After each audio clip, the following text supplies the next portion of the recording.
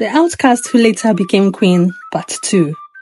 When Prince Ikenna got home after his run, he couldn't stop thinking about the maiden he met on his way. There was something about her. She carried an aura that was hard to ignore despite being so poor. So he vowed to find her. As time went on, Olama and her mother continued to work hard for the people of Ugu, mainly to put food on their table. Meanwhile, the prince was on a quest to find the girl he met by the farmland on a beautiful Eke morning. But it felt like she had disappeared from the face of the earth. No one he asked knew about her, which was strange to him. Plus, he didn't even see a glimpse of her around the village, even by mistake. He took several other runs around the farmland where he first found her, but she was never there. How can no one know of any Olama in this village, for crying out loud? Ikenna asked one of the palace guards. My prince, it really depends. Ugo is a big village, so finding someone by just their given name will be difficult. Do you know her family name or where she comes from? The guard asked. No, I don't. She only told me her name, that's all. She's very beautiful. The guard sighed. Well, I really don't know, but we can go out again and try to find any Olama in Ugu town. Hopefully we find the right one this time. Later that evening, Ikenna and the guard stepped out for a long walk.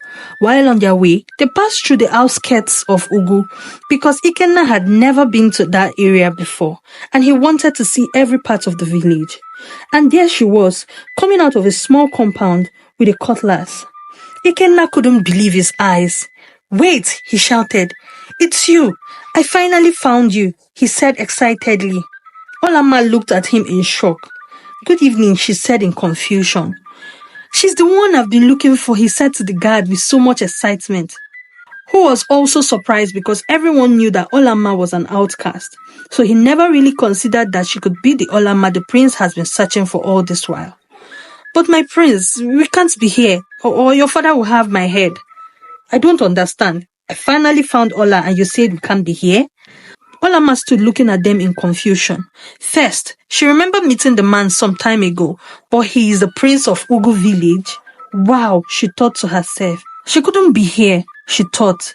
Please excuse me, she said to them and rushed out to go fetch her firewood. Wait, Ikenna shouted after her. Don't you remember me, Olama? Well, I do, but I never knew you were the prince. I'd rather not talk to you, as she said and walked briskly away. Ikenna was confused.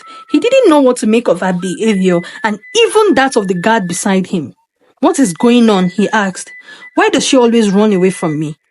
My prince, you can't be seen talking to her. You're the prince of Ugu and she's an outcast. Your parents will have my head if they find us here. We better leave. I don't understand. What do you mean by an outcast? What makes her one? Does she have any disease?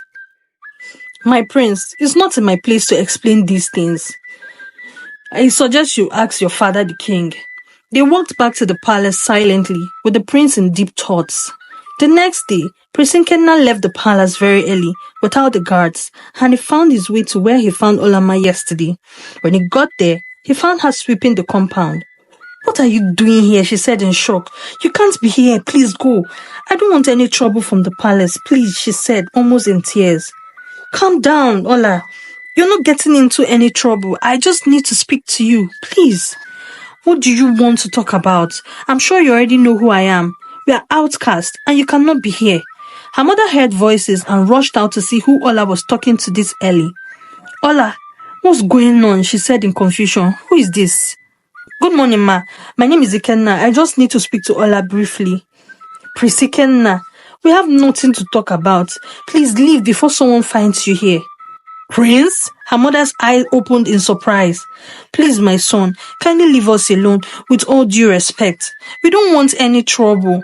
We have enough on our plate already, please, she said and dragged Ola inside the hut. Ikenna stood there perplexed. How could talking to him put them in trouble? He wondered as he went his way. When he got to the palace, Amaka was already waiting for him in his room. He walked in and was surprised to see her there. What are you doing in my room? He said in annoyance. My prince, where have you been? I've been looking for you everywhere. You've been rather absent lately. What's taking up your time in Ugu? We should be getting to know each other, you know. Ikenna was so irritated. Amaka, I took a walk and I'm trying to get to know the village better, and I have a project starting soon. Of course, I'll be very busy. If you don't mind, I need to freshen up, he said and walked into the bathroom. Amaka sat down there with a frown. She really needed to find out what is really taking Ikenna's time outside the palace. As time went on, Ikenna continued to go look for Olamma, regardless of how she avoided him like a plague. He finally understood why she was that way towards him when he found out about the outcast system from his father. But this is the 21st century, Dad. How can you still refer to some set of people as outcasts? That is totally ridiculous. Watch it, son, the king responded. This is our tradition, and it has been even before our great-great-great-grandfathers. We cannot change it. They argued about it until his father finally dismissed him. This revelation didn't stop him from going after Ola. I just want to be friends, he said to her when he met her on her way to the stream. You can't live like this, with no friends. I want to be your friend. You cannot be my friend. Please leave me alone. I really don't want trouble from the palace. Why is it important to you that we're friends? I don't want trouble. There won't be trouble. I'll protect you, Ikenna said. Ikenna was the most persistent and consistent person Ola had ever met all her life. Despite trying all means to avoid the man, he still found her one way or the other, bringing her and Nne stuffs anonymous. But she knew it was him, cause no one has ever been kind to her and Nne before. Her mother was so worried about what can happen to them if the queen finds out that her son has been visiting them. Ola, I'm worried. I'm not comfortable with Prince Ikenna coming here to find you. What will happen when the queen finds out? Someone might see him coming here one day. Mama, you know I have tried. I have tried to avoid Prince Ikenna. What have I not done to push him away? But he's so stubborn and persistent. It's like the more I push him away, the more intensely he comes. I don't know what to do. I'm very worried as well. They both sat there in deep thoughts. Amaka knew that it wasn't just the hospital project taking Ikenna's time. There must be something else, because one of the maidens told her how the prince asked her to shop for so many food items and women essentials. Who was he giving them to? Because he never gave her anything. So she decided to find out by herself. So one day, as Prince Ikenna left the palace, she followed him and traced him to where he was going. Why is he going towards the outskirts? She thought to herself. To her shock and surprise, Prince Ikenna stopped at Olamma's compound. She hid somewhere watching. To her shock, Olamma came out with a smile and the prince hugged her. She couldn't believe her eyes. She needed evidence, so she took out her phone and took pictures of them and rushed back to the palace to inform the queen of her findings. When Queen Oriako heard what Amaka told her and even saw the pictures, she was so furious. Immediately Ikenna came back home. She rushed at him. Ikenna, where are you coming from? She stopped him at the door. What do you think you're doing? You want to bring bad omen into this palace? An abomination. Ikenna, she screamed. You cannot come into this palace until you're cleansed. Mom, Ikenna said in confusion. What is the problem? What are you on about, Mom? Don't mom me, Ikenna. You want to disgrace me. How dare you speak to those outcasts? Do you want to become one? What do you think people will say when they hear this abomination? Mom, nobody should be regarded as outcast in this time and age. Will you shut up? The queen screamed at him. I won't let you cause problems for us in this family. Over my dead body will I let you do this. I forbid you from ever seeing that girl again. Mom, you cannot stop me. I am an adult and I can be friends with whoever I want, he said and walked away. Ikenna, the queen shouted after him. The queen was so furious, she rushed to the king to inform him of the event that just occurred. It was a whole lot of back and forth from the king and the queen and Ikenna. They were so furious at him for trying to bring problems to the royal house. All hell broke loose on Olamma and her mother from that day. The queen, who had never stepped into Ejike's compound before, went there immediately with her guards. How dare you, miserable girl!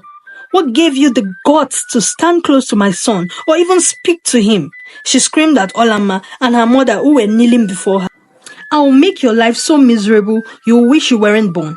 I don't need to warn you never to speak to my son again. Try it and I will destroy you with your curse, she said and stormed out. Olamma and her mother knelt there, holding each other in fear and crying profusely. Few days later, Prince Ikenna came to see Olamma per usual. Her mother rushed out immediately she saw him. Please, my prince, she went on her knees. Thank you for everything you've done for us, but please leave us alone. We don't want trouble. Please leave my daughter alone. Your mother will kill us if she finds you here. Please. You need to leave and don't come back, Biko. She knelt begging. Ikenna was confused. Mama, what is going on? Get up, Mama. Please leave, Ikenna. Your being here is putting I and my poor daughter in danger. We don't want problem with your parents. We have nothing, please. Ikenna realized what must have happened, so he left and rushed home straight to confront his parents. When he got to the palace, he was so furious he barged into the throne room. Mom? Dad? What is going on? Why is Ola refusing to see me? What have you done? Wait. So you still went back there even after I warned you and that miserable girl to stay away from you? His mother responded. What do you mean, Mom? I love Ola very much and you cannot stop me from seeing her. His mother got up and gave him a dirty slap. How dare you? How dare you, Ikenna? If it's an evil spirit or a spell they casted on you, I'll cast it out. You love an outcast over my dead body, Ikenna. Amara has been groomed for you for a long time. She is right here, freeborn and from a respectable family, and you open your silly mouth to say that you love an outcast? You must be out of your stupid mind. My king, will you say something or I have to slap some more senses into his head? This became an intense battle between Ikenna and his parents, especially his mother. She really made life miserable for Olama and her mother. Ikenna couldn't bear the heartache and fire Olama and her mother were going through because of him, so he decided to take matters into his own hands. He decided to move Olama and her mother out of Ugu to a neighboring village, so they would be away from his mother's anger. He got an apartment in the neighboring town and got them help and opened up a business for Ola and her mother to manage. He always went to see them every weekend he had the chance. He went back to convince his dad about changing this ridiculous tradition that regards some people as outcasts, which was really hideous in this time and age. His mother was suspecting that things were going on behind her back, so she sent someone to find out about Olama, only to find out they were no longer in the village. She was so angry and wondered where they must have gone to. She paid to find them just to know what became of them and to be sure her son doesn't have any contact with them anymore.